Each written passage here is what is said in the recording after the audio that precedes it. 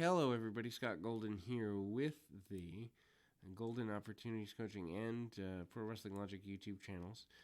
This particular episode is for the AEW Dark Review.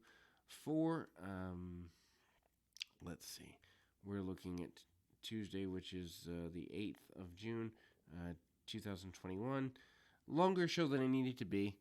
That happens a lot with Dark. It's weird. Elevation seems to be the shorter show. Dark seems to be the longer, and the longer you definitely can tell the difference. Anyway, Lance Archer defeats Ziggy Dice. Ziggy Dice, most notably the NWA TV champion from 2019 or so. Archer eats him up easily and hits a bunch of short on clotheslines and a choke slam. And everybody dies his finish, and that's that. Matt Hardy's up next. He's in the bar with TH2. They basically shoot a mini angle for the Angelico and Christian Cage match for Friday. They even go to the trouble of shooting the angle like the match is Cage versus Jack Evans. And obviously it's for Angelico, the better of the two. Abaddon defeats Willow Nightingale in 3.5 minutes. Ricky Starks joins the commentary team. Abaddon spits blood on the way to the ring.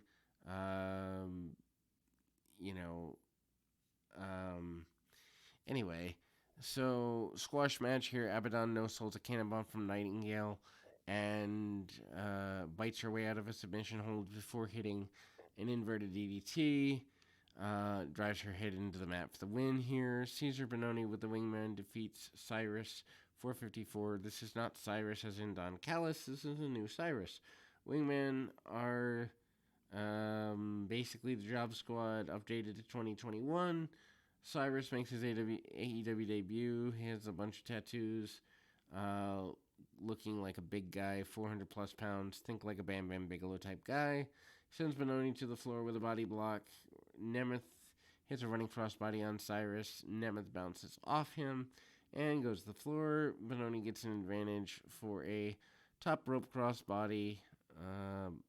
Offense is, well, not very much. Cyrus comes back with a hanging tree slam and an avalanche in a corner.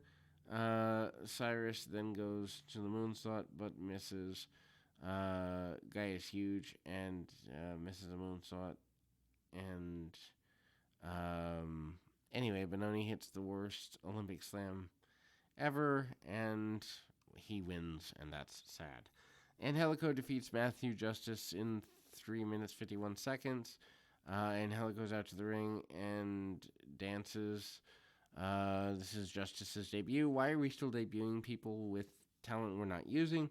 Less than a minute in, Justice gets an early advantage, goes for crossbody off the top rope to the floor. Why are we doing that spot that early?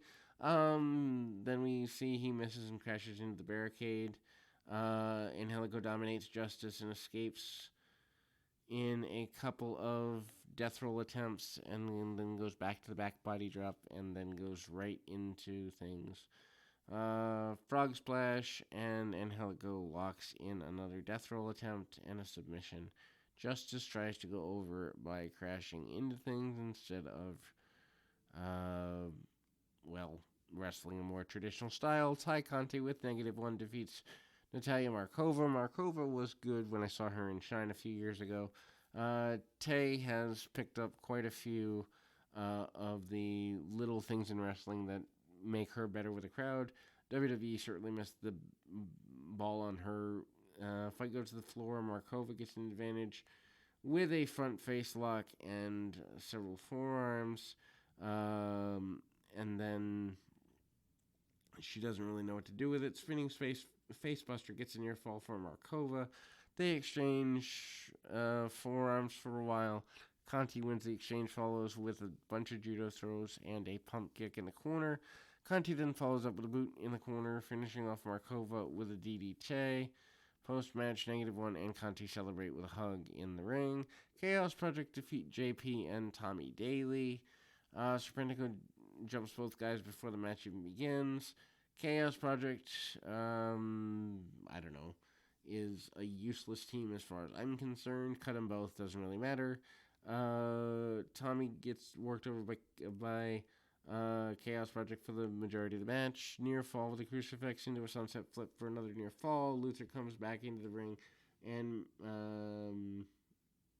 then Tommy backdrops his way into a pile driver attempt from Serpentico, and a tag to JP. Hits a springboard back elbow, Serpentico for a near fall. Comeback didn't last long. Daly Brothers finish off by Tommy with the creeping death. What a stupid name for finish. Anyway, Joey Janela cuts another useless promo. Alex Marvez, speaking of uselesses there, talks about the bad boy summer. Marvez looks pretty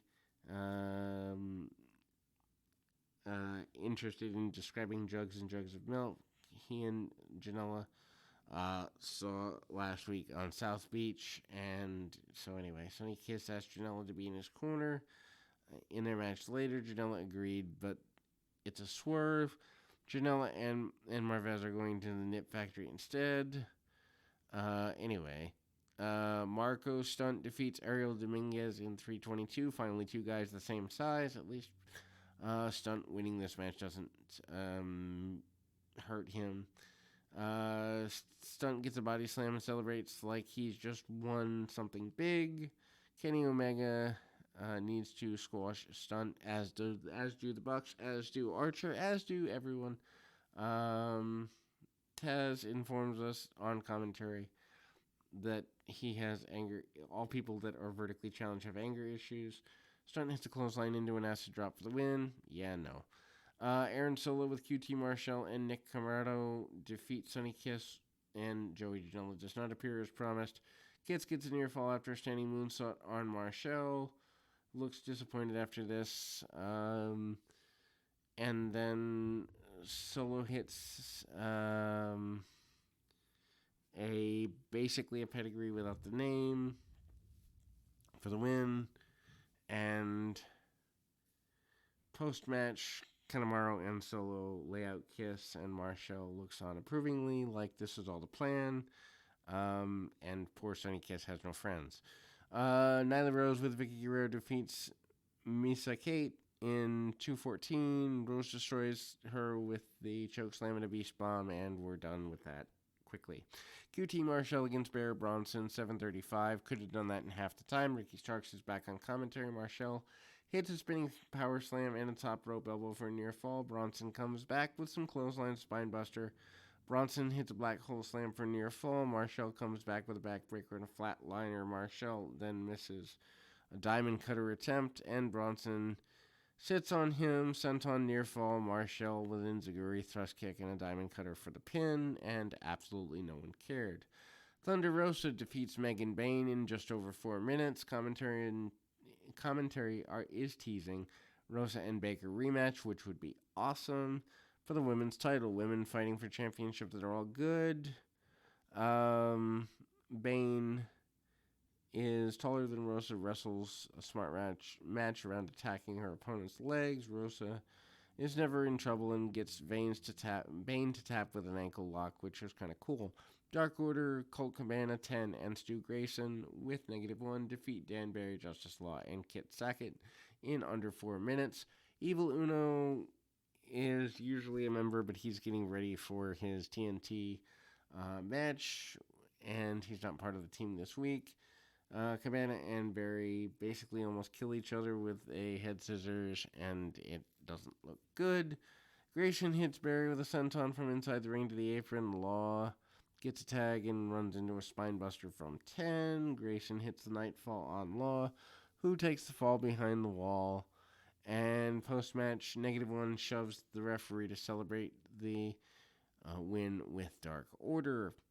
Then we go Big Swole and Kylan King with Red Velvet defeat the Sea Stars, Danny Echo and Ashley Locks in 4 minutes. Why do we need this many women's matches on a show that when the matches really don't matter? In the long run, Velvet wrestles on Friday. We get to see Swole King team here, and King hit Vox with the Kingdom Falls to win the match. Post-match dance party. Swole King and Velvet lasted as long as the match does. Tony Schiavone interviews the factory minus a go-go, and, well, hey. Main event goes 13 minutes 37 seconds, way too long. Matt Sydal with Mike Sydal defeats Dante Martin. I know there's people that like the Martins. I'm not a fan. A lot of people say he's great for 19, and he is if you like that style of wrestling. Um, he certainly does look smooth, but he has the psychology of a dehydrated BB. Seidel catches Martin with a leg lace early and ties him in a neck vice, ties him up in a bow and arrow. Seidel keeps the match grounded because he can't keep up at this time. Martin is certainly spectacular in the air, but spots for the sake of spots is useless. Seidel hits a clothesline in the corner, follows up with a series of charging knees. Seidel then hits a Cobra Clutch leg sweep and transitions into an inverted stretch muffler. Cobra Clutch on the mat. Martin gets in the rope standing.